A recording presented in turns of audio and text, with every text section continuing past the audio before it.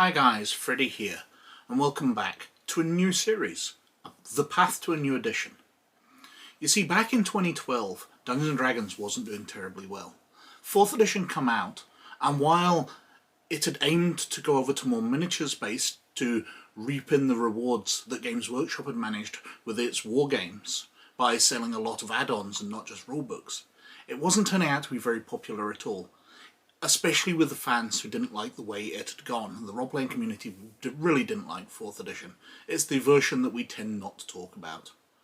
So, Wizards of the Coast wanted to release a newer version, but wanted to speak to the community to at least make it popular with them, to give the game a chance of surviving. Now, as we know, it led to 5th edition, which has been massively popular. It's definitely the most popular version of the game. It's had such an outreach with the advent of YouTube and other systems where people can watch people game. 5th edition is just a huge thing now. But it wasn't guaranteed to be that way. So what Wizards did was they sent out an application process where people could join a program called D&D Next. And I was fortunate enough to sign up for this. Now, I'm not making out that I'm any big celebrity or anything, definitely not. I think perhaps the fact that I was running a website helped swing me over the bar, but I was involved in D&D Next, and I was sent out the 10 packages of different iterations as they worked from 4th edition through to 5th edition. Now, what I thought I'd do is a series as I worked through each of those 10, showing the changes in rules as they went along and the ideas that were there. Because there's some very interesting ideas and some very interesting concepts that they introduced to the rules and then abandoned as they went on to 5th edition. And obviously 5th edition's starting to get a bit long on the tooth, and there's a lot of talk about 6th edition now. Now, after looking through these, and from all the news I've heard about, the final video in the series, so video 11, will be where I go through what I think they're going to incorporate into 6th edition and how I think it's going to work from the things that they've spoken about. But let's have a look at the first one, which was the package sent out on May 24th, 2012, and we'll go over to the computer desktop and have a look at that. So, within the first bundle, we open it first with this letter from Mike Merles. Now, Mike Merles was the project developer for 5th edition, and he was involved heavily in 4th edition Dungeons & Dragons. Now, reading up on him to find out who the guy was, I was very surprised to see that he's a Brit. He's British. And his first published content was for Hogshead Publishing for Warhammer Fantasy Roleplay, the online adventure Fear the Verst, about a fear of sausages, because many of the Warhammer titles are very punny. But I absolutely adored that adventure. It was very funny. It was a very good Warhammer adventure. I remember downloading it at the time. But he went on and became the project manager for 5th edition Dungeons & Dragons, so was in charge of all this. Now, the letter itself is just welcoming us and thanking us for taking part and downloading the playtest kit. But what we're going to notice as we go through is there's a lot of basically just black text on white pages. Now, I've seen a compilation of the final package with a nice Dungeons & Dragons cover. I've used that cover as the thumbnail for these videos, but I never received that. I got these all as a zip file with a bunch of individual documents in it, and they're basically all just raw text. So, as we flick through, we've got Dungeons & Dragons playtest, how to play.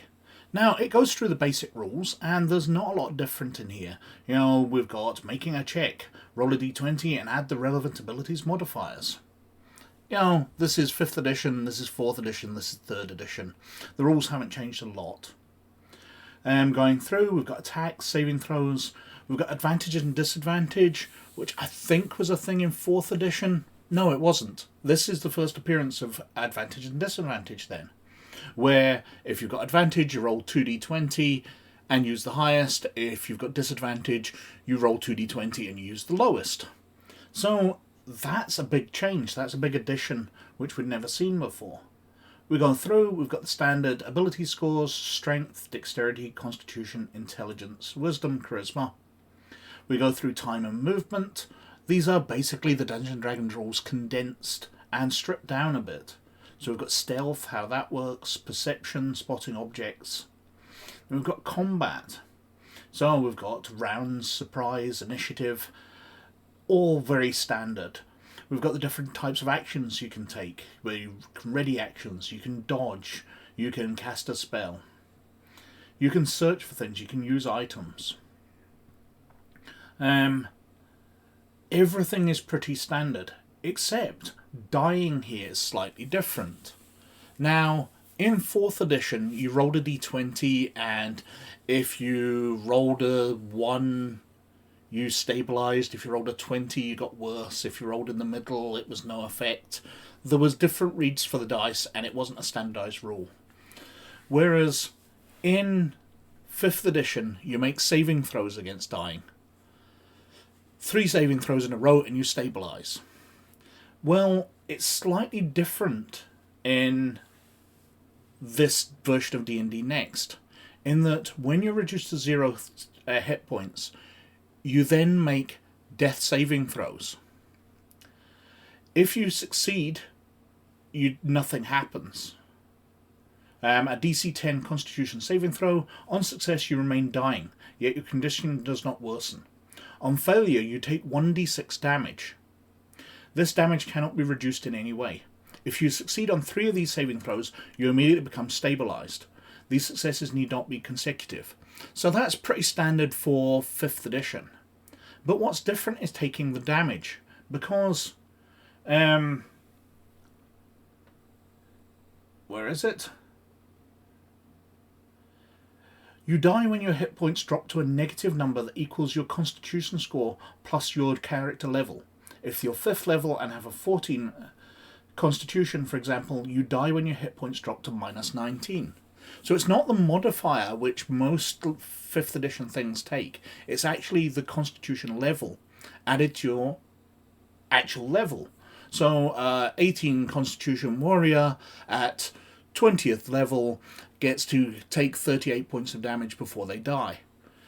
Whereas your Weedy Wizard with a Constitution of 10 is going to be much easier to kill. But when they reach 20th level, it's still going to require 30. So it's not actually going to affect that much. It's only a slight change. But we also have here regaining hit points. When you regain hit points, you add them to your current hit point total. You can add more than your maximum level. If you would regain hit points while your current hit points are below 0, the effect first brings your current hit point total to 0, and then you add the hit points regained to your current hit point total. So you're at minus 5, and you get Cure Light Wound, regain 4, you have 4 hit points. Well, that doesn't sound right. Surely, if he healed you 4, you would become minus 1. I think that's just a typo. I don't think that's right. Anyway, we've got rests, which are short rests, long rests, which heal you up completely, as in 5th edition. Got conditions, so blinded, charmed, deafened, the standard restrictions. And then we're on to equipment, a very cut down version. We've got the lighter types of armour here, different types of weapons, and equipment. Then we're on to magic, and we've got a very cut down version of the spell section. I haven't read through all these spells, so I don't know if there's any different. We also get a DM guideline, which goes through virtually the same thing, assigning DCs and setting up Games Master things. When to ignore the dice.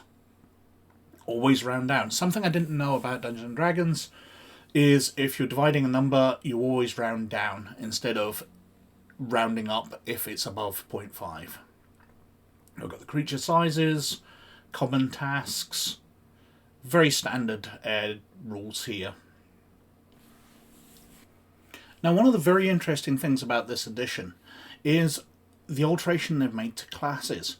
Now, they didn't include any character creation section because this is a very early version of the game, so was nowhere near being finalised.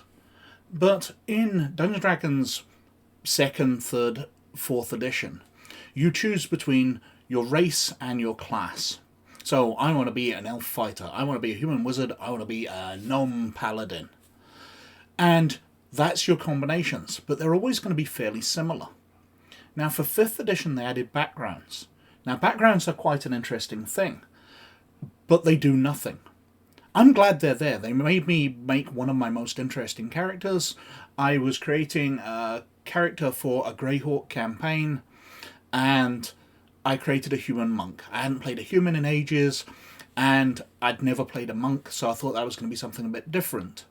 But it was just a bit boring. And then I rolled a random background, and it came up as Charlatan. And I created a character with an interesting background, where he was this ordinary guy who had monk abilities. He'd been trained up, but he was creating this fictional backstory that he was the chosen one from the Far East. If you think of Kane out of the Kung Fu TV series back in the 70s, if anybody remembers that. But he's pretending to be a warrior from the Mystic East. He has scrolls which back up his story. He's the chosen one. He's going to save the world. But this is all just a background story he's making up. He is nothing special. He's just a guy with some special abilities because he's a trained monk. And that all just came from the background. But in this version, there's 4 things to customize your character. So we've got here this dwarf cleric. He's a mountain dwarf, so we've got the options for dwarfs being mountain dwarfs and hill dwarfs, are they? We've got classes, so he's a cleric of Moradin. And then we've got a background for a knight. Now the background works very similar, except it gives bonuses on skills. In fact, it pretty much replaces the skill system completely. So he's got a bonus on animal handling, diplomacy, heraldic law, and religious law, +3s. So for getting his background, it decides his skills. And by choosing different backgrounds, you can totally change the way your character works from race and class. And then we've got a theme as well, which gives a feat. So he's a guardian, and he gets the defender thief. He can interpose his shield between allies and their attackers. So by mixing up these 4 things, you can make characters a bit more different.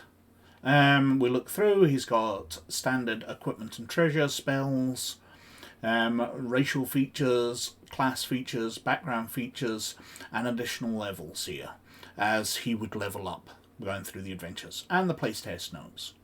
Going on to the next character, it's a human cleric. They wanted to put a couple of clerics so you could see how different things worked, and he's a priest and a healer.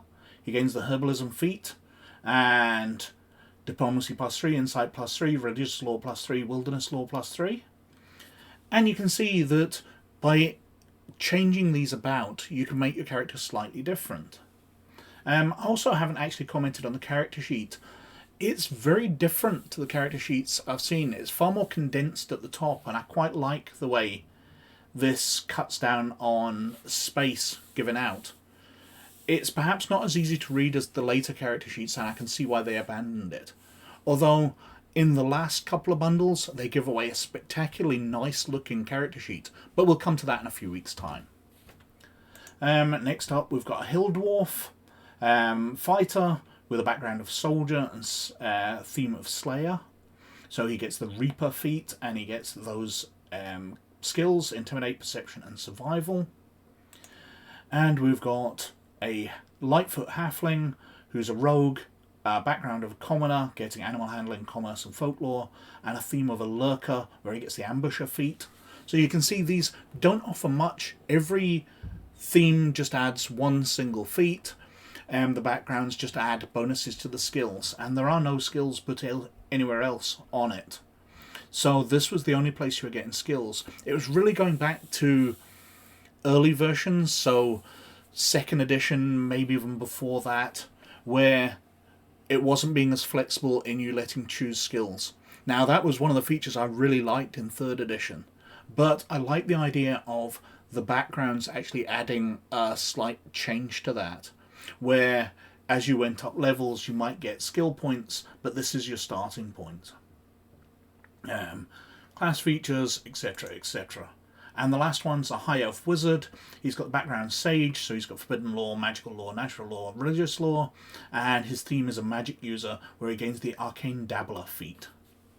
So as you can see, by picking and choosing these, you can enhance the way your character works, and you're actually bringing 4 paths together. Now I can see why they dropped this, because that's a lot to pick in character creation. I can see why the backgrounds got stripped down, but I would have liked to have seen them. As I said, I made good use of a background in my first 5th edition character, and it made it far more interesting than it would just be, Bob the Human Monk. If anybody remembers that Knights of the Dinner Table story where the guy can't think of what his character's going to be like, so it just becomes Bob. And the last thing, well, there's a few other files in there, but they all are basically enhancements to this, a bestiary of creatures from the adventure they give us. So they give us Dungeon Module B2, The Caves of Chaos, by Gary Gygax, an adventure for character levels 1 to 3. Now, again, it's mainly just raw text, although if we flick all the way to the back, there is a map, so that's about the only image in it. But that was the first version of D&D Next on 24th of May 2012. I think it's got some interesting stuff in there, and they continue to bring in new things throughout all the playtests, because they were just trying things. Throw everything at the wall, see what sticks. Now, 5th edition doesn't use a lot of these, but it's an interesting look. So, thank you very, very much for watching. But most of all, as always, you look after yourselves. And I'll catch you later, hopefully on the next episode of this series. Bye now.